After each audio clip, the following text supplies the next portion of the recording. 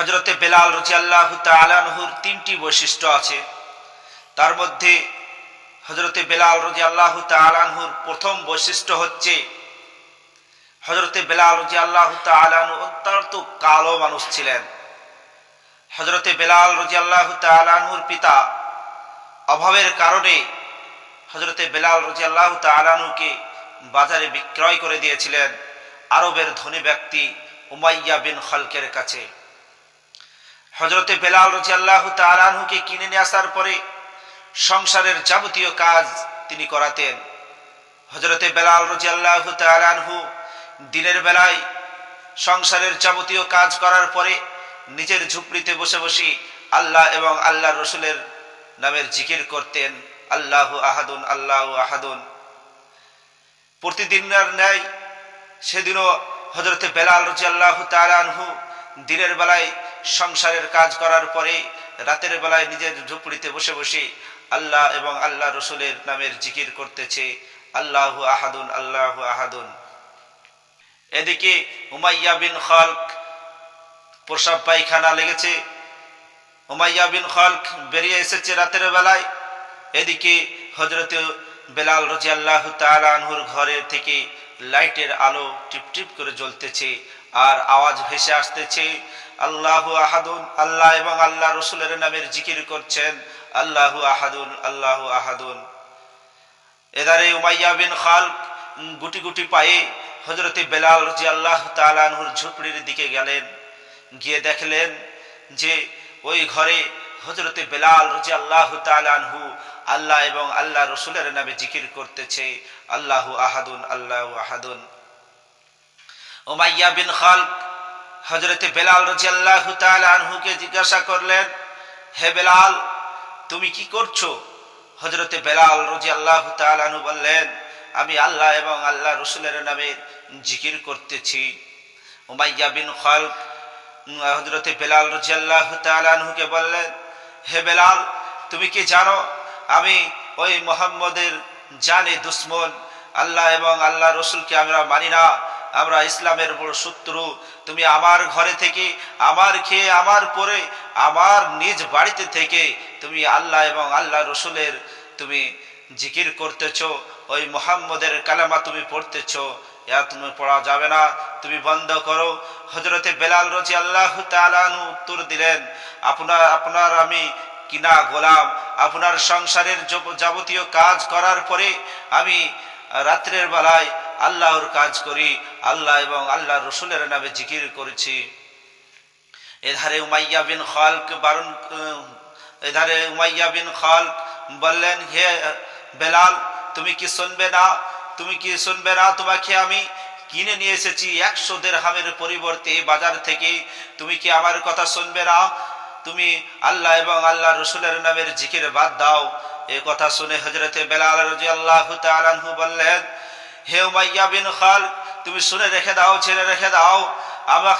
আমাকে অভাবের কারণে আমার আব্বা চান এই ওয়াকাতের বাজারে বিক্রয় করে দিয়েছিল 100 টাকার দিরহামের পরিবর্তে, 100 দিরহামের পরিবর্তে আমাকে বিক্রয় করে দিয়েছে। এই বলে না, শুধু আমার মাথা থেকে নিয়ে চাঁদি পর্যন্ত আপনাকে 100 দিরহামের পরিবর্তে আমাকে বিক্রয় করে দিয়েছে।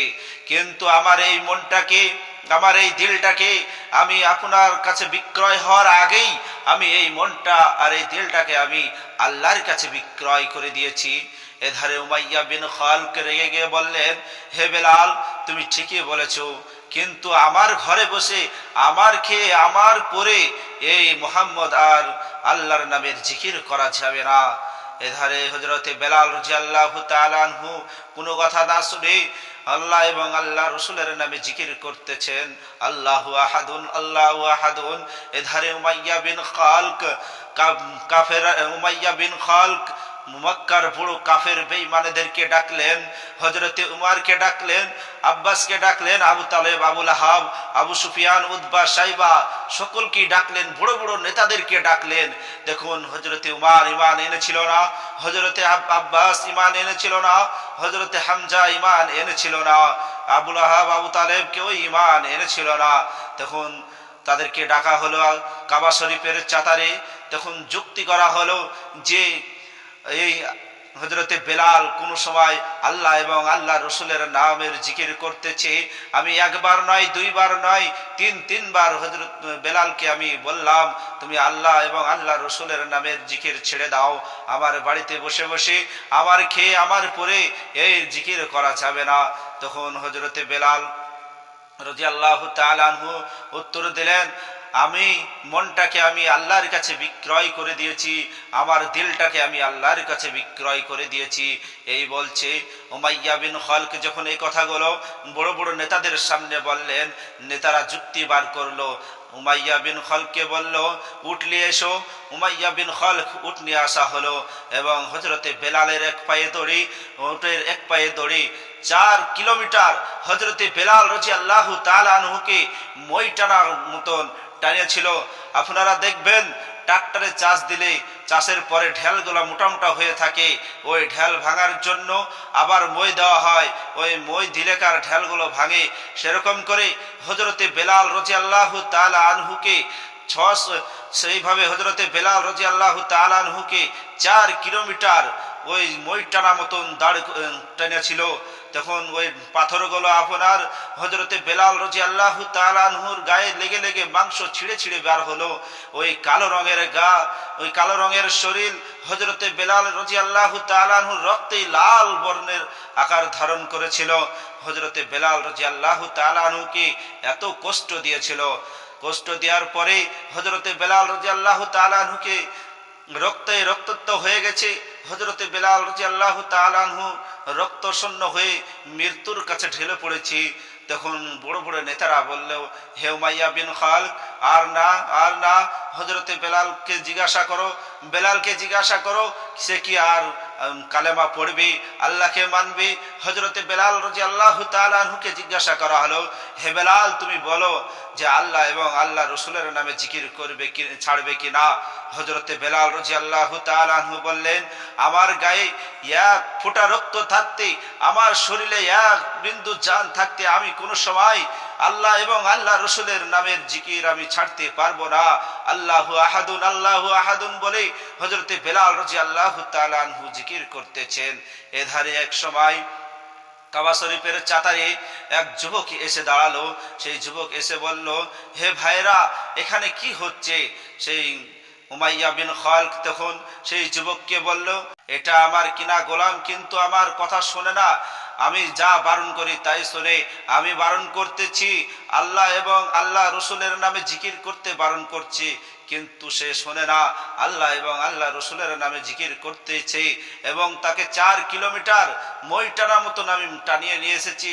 রক্তে রক্তাক্ত হয়েছে, শরীর পুরো ছিঁড়ে গেছে, মৃত্যুর কাছে ঢেলে পড়েছে, তবু আল্লাহ এবং আল্লাহ রসুলের নামের জিকির ছাড়ে না।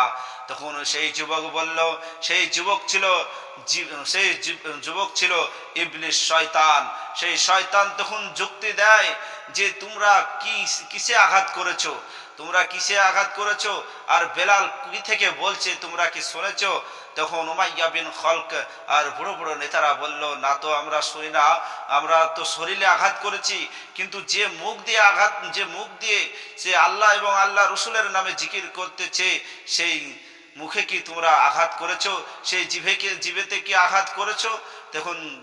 তখন বলল ইবলিস শয়তান, তখন যুক্তি দিল, বড় বড় রড নিয়ে এসে তাতাও, আগুনে তাতিয়ে তাকে লাল করো এবং সেই লাল দিয়ে বেলালের জিভে ছাকা দাও, অটোমেটিক দেখবে ও ঈমান ছেড়ে দিবে। কিন্তু যারা ঈমান লিয়েছে, যারা আল্লাহর পথে ঈমান নিয়ে এসেছে, তারা কি ছাড়ার বান্দা। হযরতে বেলাল রাদিয়াল্লাহু তাআলা আনহুকে এইভাবে কষ্ট দিতে থাকে, তবু হযরতে বেলাল রাদিয়াল্লাহু তাআলা আনহু আল্লাহ এবং আল্লাহ রসুলের নামের জিকির ছাড়ে না। বলুন সুবহানাল্লাহ।